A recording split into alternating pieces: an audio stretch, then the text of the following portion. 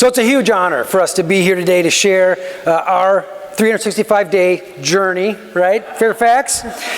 From last year's Ed Leader 21 conference in Atlanta, back home to Minnetonka, Minnesota, to the stage right here in Dallas. It has really been a story of inspiration, as you can see here. Because 1 year ago, we were literally blown away. We sat right where you guys are sitting now, and we heard the most amazing Step 21 Ignite presentations from the districts like you've heard from today, doing amazing work. So one of the districts we heard from last year was Karen Chester of Boone County, who's here this year, whose 365-day journey was inspired by Ken and Valerie's 7-step process. Now, Boone County was lost, you may remember, in a parking lot, right? They found their way out. So we knew what we had to do, right? We had to be here in Dallas sharing our 365-day journey. We had to do the unthinkable. We had to return from a conference and actually execute the changes that we knew were possible. Well, yep, we kind of did it. So we're here to inspire all of you. A little about us. We're a district of just over 10,000 students in suburban Minneapolis. We're located around Lake Minnetonka, one of Minnesota's 10,000 lakes, and really, it's a lovely place to live during the summer. Yes.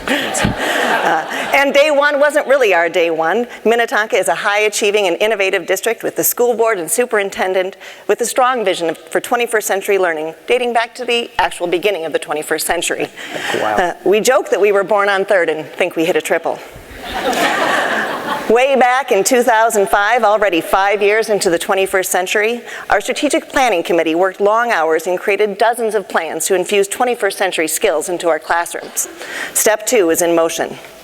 Ian Jukes, leader of the Committed Sardine, and his team worked with our teachers to embed 21st century fluencies into our instructional platform, but the model just didn't connect with teachers.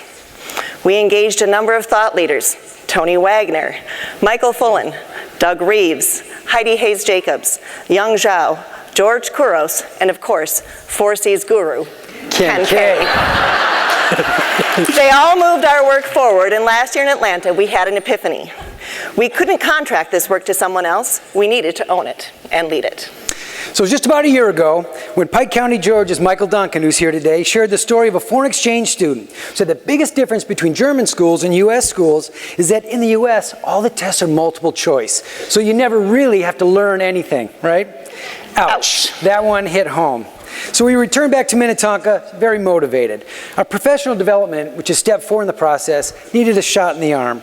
And on day 41, we got it. A Twitter follower from Washoe County, Nevada, tweeted their 21st century work. It was a visual that really resonated with us. So our journey had officially begun. But there's more. Step 5 was missing. Step 5, curriculum and assessment. We needed to connect this work with curriculum, assessment, instructional tech, gifted and talented.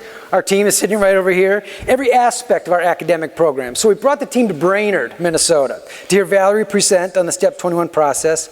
There were some late night work sessions and team building that helped develop the level of commitment required for hard work. We unveiled our thinking for the first time with our teacher instructional coaches the day before winter break. They had great feedback, and immediately were talking of how the framework could support their work with teachers and PLCs. We knew that the best place for this framework was in the curriculum review process in stage 3 of Understanding by Design, Ed Leader 21's Step 5. Our math department was beginning its review, and this very linear department appreciated that we had given concrete steps to abstract concepts. On day 253, we were ready to move from an Excel spreadsheet to something a bit more professional, and we contacted a graphic designer. 20 days later, we got our first proofs. Now, our back-to-school rally this year was an important moment. Hewlett Foundation's Deeper Learning spokesperson and friend of Ed Leader 21, Mark Chun, was our keynote. Our staff was accustomed to a lengthy presentation of test scores, but this year it'd be different. Mark shared his famous MacGyver versus 007 learning comparison. It was a huge hit. Stage 1 was back in place. And as our momentum continued through workshops and meetings across the district, our teachers praised the framework for its practical applications. The school board stepped up and adopted it as its top district goal for the next 2 years. A clear sign that Step 2, community consensus, was in place. Now, honestly, it's been an amazing year for us. We've all seen initiatives come and go, so it was important for us that this focus on deeper learning be done the right way, built on a strong foundation with the focus and attention of the entire district.